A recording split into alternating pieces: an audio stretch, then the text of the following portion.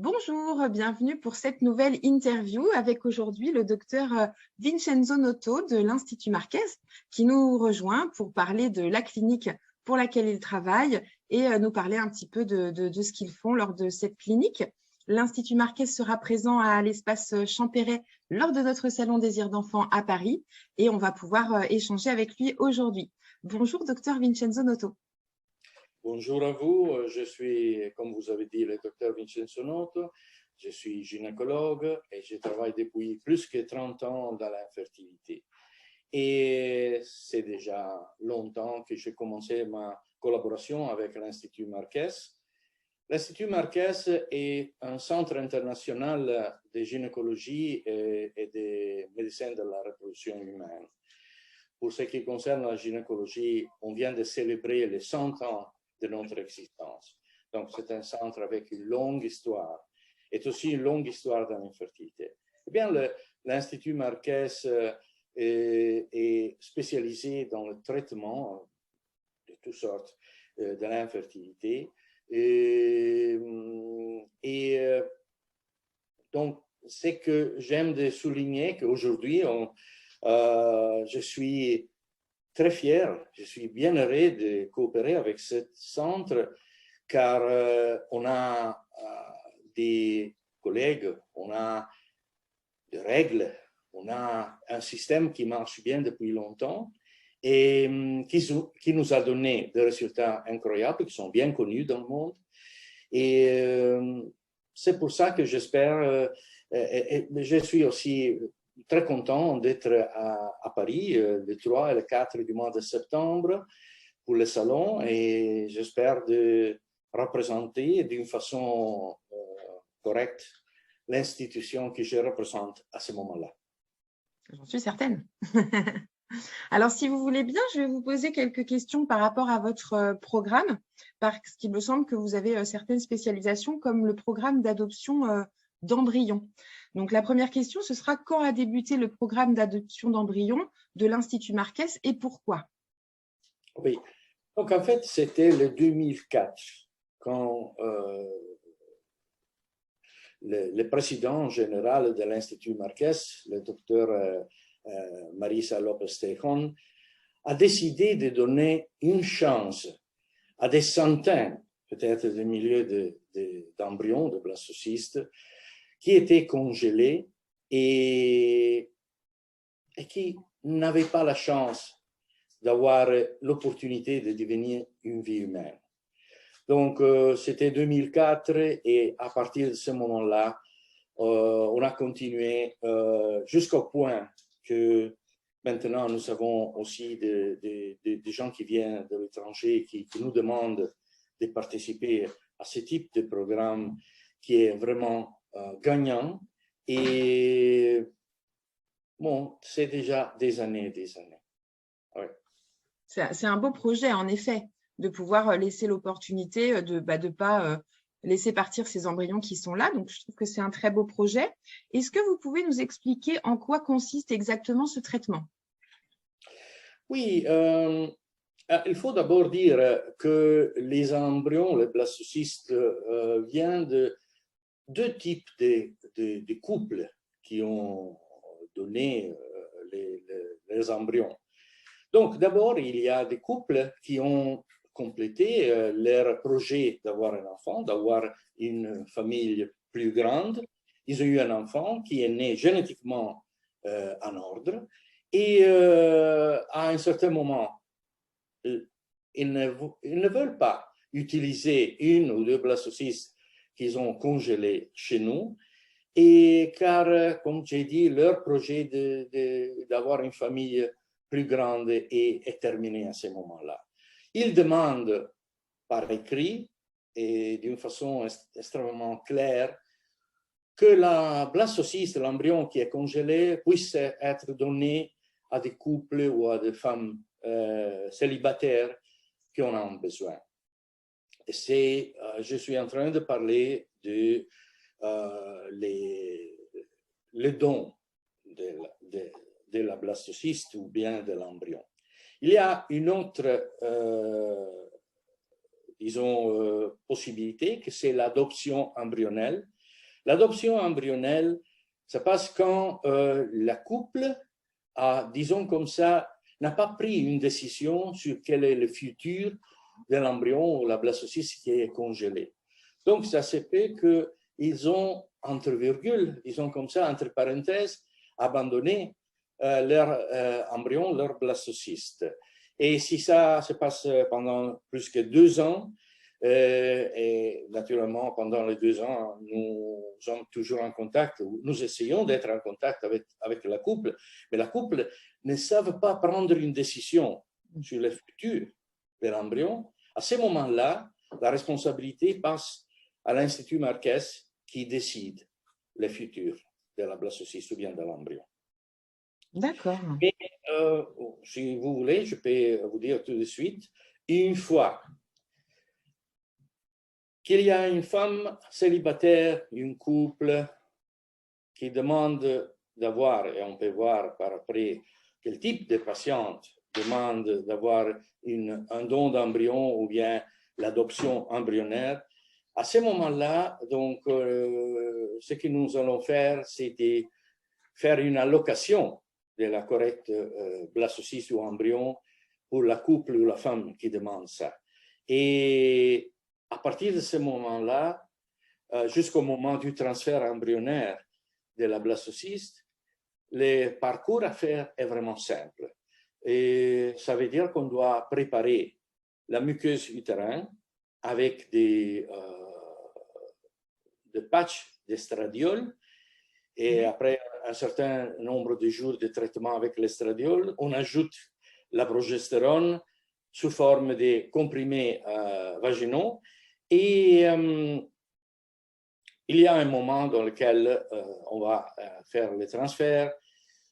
10 jours après le transfert embryonnaire, la femme aura son test de grossesse. Si la patiente est enceinte, à ce moment-là,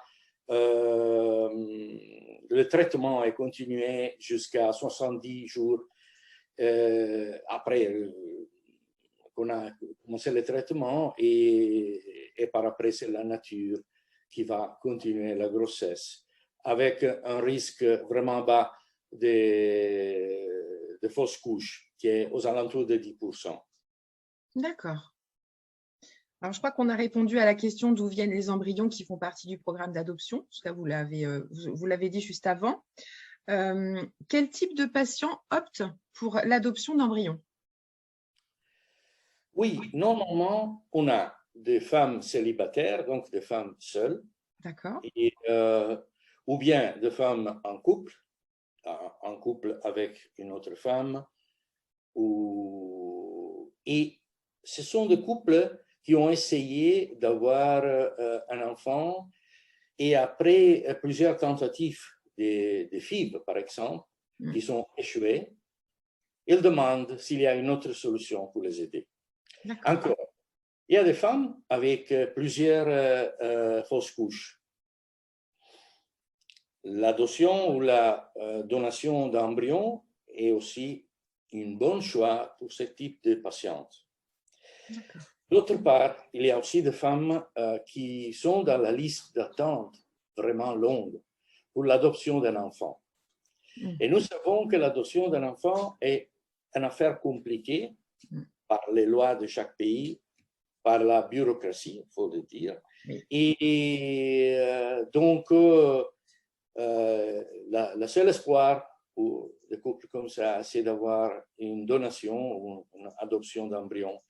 Ça marche vite et il n'y a pas de liste d'attente. Et ce sont donc la donation, l'adoption est une technique, ce sont des procédures qui peuvent aider ce type de patientes, sans doute. Oui, qui facilite les choses en fait. Il y aura une rapidité, pas de liste d'attente. Donc, c'est vrai que pour des personnes qui ont été échaudées par plusieurs process qui ont échoué, ça peut être une possibilité. Oui. Autre question, quels avantages présente-t-il par rapport aux autres traitements? Mais oui, quand on pense aux autres traitements, on pense certainement à la double donation, par exemple. Donc, la double donation a des coûts vraiment élevés. en comparaison avec le don d'embryon. Et la procédure est certainement plus longue. Et avec la comparaison avec la FIV, et naturellement, laissez-moi dire, est quelque chose qu'on ne peut pas faire, car les gens qui approchent, qui viennent chez nous et nous demandent de participer à la donation ou au don d'embryon, ont déjà eu pas mal de tentatives. Et la fertilisation in vitro, la FIV, donc veut dire que la femme doit doivent injecter tous les jours des médicaments, doivent passer à travers le pick-up ovocytaire, donc une procédure sans risque, mais c'est quand même une procédure invasive, tandis qu'avec le don d'embryon, tout passe d'une façon simple, sans de risques pour la santé, et bon, et certainement même, disons, le coût est bien affordable pour les patientes, oui. Oui, c'est sûr que le prix est un vrai avantage. Ça rentre aussi en ligne de compte quand on a ce genre de projet. Oui, il faut jamais. Je m'excuse, je voudrais ajouter que assez souvent, je voudrais dire toujours, les couples, les femmes qui arrivent chez nous ont déjà eu une histoire très longue près des autres centres. Donc, il faut penser qu'ils ont vraiment vous avez fait des investissements importants pour le traitement. Donc, ils ont perdu, laissez-moi dire le mot perdu, beaucoup d'argent sans rien avoir en échange. Alors,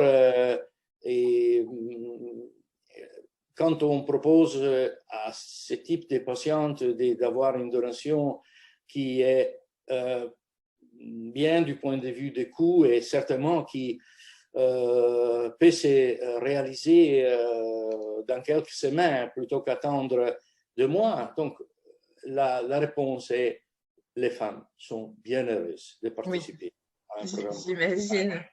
J'imagine. C'est un vrai espoir pour ces femmes qui sont passées par plein d'étapes difficiles de se dire que voilà, c'est quelque chose de plus simple, moins onéreux et qui prend rapidement. Donc non, c'est vraiment chouette ce que vous faites. La prochaine question, c'est une étude génétique peut-elle être réalisée dans le cadre d'une adoption d'embryons? Oui, parfois les couples, les femmes demandent d'avoir l'analyse pré-implantatoire. Donc, ça veut dire un test diagnostique pour étudier la situation génétique au niveau des chromosomes. Donc, soit des altérations numériques des chromosomes, soit des altérations structurelles des chromosomes. On peut le faire en troisième, on peut le faire sur la blastocyste, mais en général, nous avons l'habitude de congeler seulement des blastocystes et pas des embryons en deuxième, troisième journée de leur développement dans les laboratoires. Alors, si on a congelé, prêt pour l'adoption, une blastocyste, si on aime d'avoir le diagnostic préimplantatoire, il faut la décongeler, faire le diagnostic même et recongeler ou congeler à nouveau la blastocyste. Et si le résultat de la PGT, donc de la diagnostic préimplantatoire, est favorable, alors on doit la décongeler et transférer dans l'utérus de la patiente. La blastocyste est un embryon en 5e journée qui est très puissante, très résistante à la congélation et décongélation. Donc, on peut faire ça. D'accord. Alors, ces tests génétiques, ils servent à quoi exactement? Pour savoir si la blastocyste est génétiquement saine. D'accord. Donc, en fait, c'est un gage de confiance quelque part en l'embryon implanté. Ça veut dire qu'il y aura peut-être moins de développement de maladies. C'est pour prévenir de ce genre de choses? Donc, alors, il faut dire d'abord que pour le don d'embryon ou pour la donation d'embryon, pour l'adoption d'embryons, le couple qui donne sont des couples bien choisis, ils sont en parfaite santé, ils ont eu des tests diagnostiques avant de commencer leur parcours. Donc, nous savons déjà que la blastocyste vient d'un couple sain. D'accord. Mais ce n'est pas suffisant. Il y a des gens qui disent oui, mais la blastocyste que tu vas me donner, elle-même sera génétiquement saine ou pas. Alors, nous savons que même si la couple qui a généré la blastocyste est intacte du point de vue sain, du point de vue génétique, ça peut arriver qu'une spécifique blastocyste ne pas normal du point de vue des chromosomes. Alors, on peut proposer, ou bien les couples peuvent nous demander d'avoir un diagnostic préimplantatoire et sans de spéciales complications pour la blastocyste même. C'est intéressant. Et disons que la diagnostic préimplantatoire nous donne la chance de comprendre s'il y a des problèmes au niveau des chromosomes, mais nous n'avons pas la chance, sauf qu'on demande de faire ça à nous, et alors on peut faire même ça, on n'a pas la chance avec la PGT, donc la diagnostic préimplantatoire, de savoir s'il y a des problèmes au niveau des gènes. Pour rechercher des problèmes au niveau des gènes, il faut passer à un autre type, un peu plus sophistiqué de diagnostic préimplantatoire. Et on peut même faire ça. Mais la simple diagnostic préimplantatoire va regarder au nombre et à la structure des chromosomes et pas à la, comment on dit ça, à la santé, entre parenthèses, entre virgules, des gènes. Ça, c'est autre chose. D'accord. J'ai une question qui est un petit peu plus peut-être personnelle. Est-ce que les couples peuvent choisir à l'avance une adoption d'embryon qui pourra peut-être physiquement correspondre à leur physique à eux? Est-ce qu'on peut choisir, par exemple, si j'ai les yeux bleus, avoir un embryon qui pourra potentiellement me ressembler? Oui, écoutez, donc en général, dans le programme, par exemple, des doubles donations, c'est possible de choisir tout. Donc, ce qu'on fait, c'est de mettre ensemble toutes les caractéristiques physiques de la femme qui aime d'avoir la donation, de recevoir l'embryon. Et alors, on peut choisir une donneuse avec les yeux bleus plutôt que marron. Bon. Dans la donation de l'embryon ou dans l'adoption embryonnaire, mais du point de vue technique, c'est la même chose. On peut garantir la race, naturellement, et peu d'autres choses. Il y a un sous-programme de donation et d'adoption embryonnaire qui demande un peu plus de temps pour rechercher dans les ordinateurs si nous avons une blastocyste qui vient d'un couple avec les caractéristiques de la couple qui aime de recevoir la blastocyste. Mais ce n'est pas si simple. Non, j'imagine. Donc, c'est pour ça que correctement, nous disons au couple, oui, on va vous garantir la race et peu d'autres choses. Tandis que si vous préférez de choisir chaque élément des caractéristiques physiques, il faut s'adresser à la double donation. Mais alors, c'est autre chose. C'est différent, oui. Et statistiquement, est-ce qu'il y a plus de réussite sur de l'adoption d'embryons ou sur du double don? Est-ce que c'est pareil ou est-ce que c'est… Moi, regardez, moi, je n'ai jamais vu de différence. Et la réponse est très simple. La sélection des blastocystes à donner est vraiment très sévère. Donc, dans le cas de la donation, la couple a déjà eu, comme j'ai dit il y a quelques minutes, un enfant qui est né génétiquement normal. Et on peut penser que les autres blastocystes ou la blastocyste qui est restée dans l'azote liquide, donc qui est cryopréservée, qui est congelée,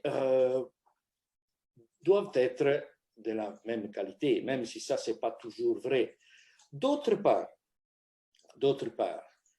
on va choisir d'une façon vraiment attentive les blastocystes du programme d'adoption embryonnaire. Donc, en général, il n'y a pas de raison pour penser que la double donation donne plus de chances ou moins de chances que l'autre option.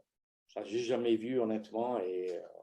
Mais c'est la sélection. Donc, le couple, comme j'ai dit, doit être en parfaite santé, moins que 35 ans, et avoir un profil clinique vraiment clair. Oui, c'est trié sur le volet. Et donc, la diagnostic des couples est un des points de force de notre programme pour l'infertilité. Donc, c'est quelque chose dont on paye attention. On sait qu'il faut soigner chaque aspect de la santé de la couple, car chaque fois qu'il y a quelque chose qui ne marche pas, donc laissez-moi dire par exemple un problème avec la thyroïde ou bien une infection, chaque fois qu'il y a quelque chose, cette chose peut représenter un obstacle entre la patiente, la femme, et son désir d'avoir un bébé. D'accord. Alors, la dernière question, c'est par rapport justement à l'étude génétique. Quelle a été la réaction à cette initiative? Mais, donc, en général, mais vous parlez seulement de la question génétique ou en général du programme de donation? Ah, je pense que c'est moi qui n'ai pas saisi la question. En effet, c'est le programme en général. Quelle a été la réaction à cette initiative? Autant pour moi. Oui. Non, ce n'est pas un problème. Donc, le programme du don de l'embryon ou de l'adoption embryonnelle est quelque chose qui a vraiment changé l'activité de notre centre. Je ne pouvais pas imaginer qu'un nombre élevé de patientes, de couples, pouvaient avoir un avantage avec le don. Imaginez-vous qu'il y a, depuis quelque temps, on a présenté ça au dernier Escher, on a des couples, on a des femmes qui nous demandent, qui vivent à l'étranger et qui nous demandent d'amener les blastocystes chez l'Institut Marquès pour les donner. Donc, c'est que nous avons appelé le don transfrontalier. C'est quelque chose, au début de ça, moi, je ne pouvais pas imaginer que ça pouvait arriver. Vraiment, c'est incroyable. Et de plus en plus, je vois des gens que plutôt que penser, par exemple, à la double donation qui existe chez nous, de plus en plus, les couples, les femmes célibataires viennent chez nous, ou bien les couples homosexuels viennent chez nous et nous demandent directement d'avoir le don de l'embryon. Et ils disent, j'aime bien de donner une chance à un blastocyste qui peut peut-être rester pendant des années dans l'azote liquide à moins 196 degrés de température. Et moi, j'aime de faire ça comme geste d'amour vers la blastocyste qui aura à ce moment-là la chance de devenir un être humain. C'est un très, très, très beau projet hein, que vous proposez.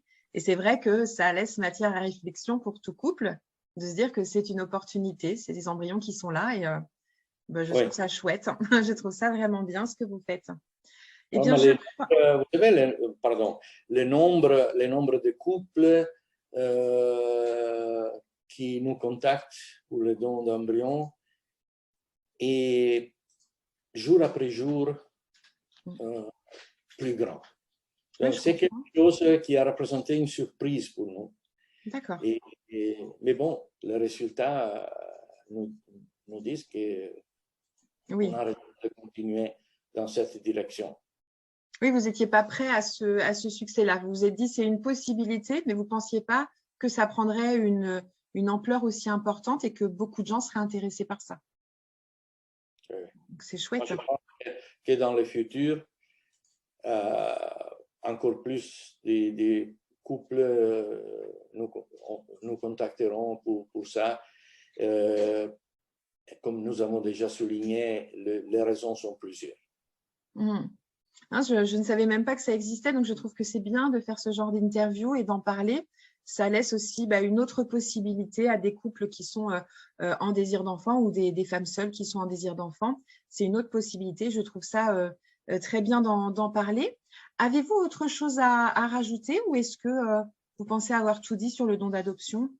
Vous savez, moi, je pense à ce moment-là, moi, je suis d'origine italienne, je connais bien la situation chez moi et en fait, j'ai travaillé aussi pour notre, comment on dit ça, clinique à Rome et moi, je vois qu'à cause de la loi sur la reproduction médicalement assistée, les couples homosexuels, par exemple, finalement, ils ont la chance librement de quitter le pays, de venir ici à Barcelone, de nous demander sans problème, sans la peur de justifier ce qu'ils demandent à quelqu'un, ils peuvent venir chez nous. Et assez souvent, ils nous demandent d'avoir un embryon qui vient ou une blastocyste qui vient de la donation ou l'adoption embryonnaire. Ça, c'est magnifique. Donc, c'est une autre opportunité pour des gens qui sont un peu, disons, discriminés dans certains pays en Europe ou dans le monde en général. Oui, mais d'ailleurs, nous, l'année prochaine, on va faire notre salon à Milan, en Italie. On est ravis. C'est en train de se profiler parce qu'il y a aussi beaucoup de choses à faire en Italie. Et c'est vrai que l'Espagne propose énormément de programmes pour les personnes en désir d'enfant. Je dirais que ça reste peut-être le pays le plus demandé. En tout cas, pour les Français, on se dirige principalement vers l'Espagne. Du coup, peut-être terminer cette interview en disant que vous serez présent vous-même, je crois, au Salon Désir d'enfant les 3 et 4 septembre. Et il me semble que vous proposerez une conférence. Oui, ça va. Vous parlerez du don d'adoption, peut-être? Si vous voulez, pourquoi pas. C'est très bien. On a parlé de ça aujourd'hui, donc j'aimerais bien de continuer sur ce domaine. Avec grand plaisir et je pense que ça intéressera beaucoup de monde. Oui. Et surtout, je vous demande, s'il vous plaît, quand vous allez en Italie l'année prochaine, j'espère que vous allez représenter une sorte de provocation pour le gouvernement italien. Eh oui. Pour un peu quitter le Moyen-Âge dans lequel parfois, je pense, nous sommes encore. On est prêt en tout cas. Ça ne s'est pas fait cette année. Cette année, on n'a pas pu le faire. Mais du coup, on se prépare vraiment déjà aujourd'hui pour être prêt pour l'année prochaine pour Milan. Il y a de grandes choses à faire aussi en Italie et on y croit évidemment beaucoup. Et merci à vous parce que c'est aussi grâce à vous qu'on peut faire ce genre de salon et proposer beaucoup de réponses à des personnes qui sont justement en désir d'enfant, qui n'ont pas forcément les réponses en France. Donc, on fait venir les spécialistes en France pour qu'ils puissent les rencontrer. Et donc, ils auront la possibilité de vous rencontrer, vous, s'ils le souhaitent. Oui, merci.